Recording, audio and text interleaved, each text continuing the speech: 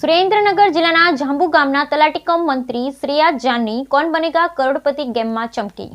સુરેન્દ્રનગર જિલ્લાના જાંબુ ગામના તલાટી કમ મંત્રી શ્રેયા જાની કોણ બનેગા કરોડપતિ ગેમમાં ચમકી। મહેસાણાના ભાંડુ ગામના અને હાલ અમદાવાદ વાસણામાં રહેતા મહિલા તલાટી અમિતાભ બચ્ચન સાથે અડધો કલાક વાત કરી જીવનની શુભ ક્ષણ માની।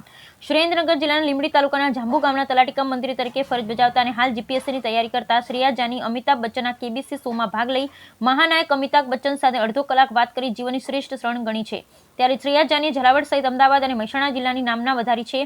મહેસાણા જિલ્લાના વિસનગર તાલુકાના ભાંડુ ગામના ને હાલ અમદાવાદ વાસણા વિસ્તારમાં રહેતા શ્રેયા જીતેન્દ્રકુમાર ભાનુપ્રસાદ જાની દીકરી તેમજ કાંસા ગામમાં યોગેશભાઈ પરસોત્તમભાઈ દાસ જોશીની ભત્રીજી શ્રેયાજની સુરેન્દ્રનગર જિલ્લાના લીંબડી તાલુકાના જાંબુ ગામે તલાટી કમ મંત્રી તરીકે ફરજ બજાવે છે અને શ્રેયા જાની કોણ બનેગા કરોડપતિ ગેમ માટે જરૂરી પ્રશ્નોના જવાબ આપ્યા હતા, જેના આધારે પસંદગી થઈ હતી અને કોણ બનેગા કરોડપતિ ગેમના 81મા હપ્તામાં પૂછાયેલ સવાલના સાચા અને ઝડપી જવાબ આપી શ્રેયા જાની અમિતાભ બચ્ચન સામે હોટ સીટમાં બેઠા હતા। શ્રેયા જાનીએ કોણ બનેગા કરોડપતિ અમિતાભ બચ્ચને પૂછેલા પહેલા 6 સવાલના જવાબ સાચા આપી 1.60 લાખ રાશિની જીત લીધી હતી, પરંતુ 3.20 લાખના પ્રશ્નનો જવાબ ખોટો પડ્યો હતો। શ્રેયા જાની 50,000 રાશિ જીતી અને સંતોષી માન્યો હતો અને કેબીસીના લોકપ્રિય ટીવી શોના કાર્યક્રમમાં આવતા સુરેન્દ્રનગર જિલ્લા તેમજ અમદાવાદ સહિત મહેસાણા જિલ્લાના ભાંડુ ગામના ગ્રામજનો, તલાટી કમ મંત્રી, સગા સંબંધીઓ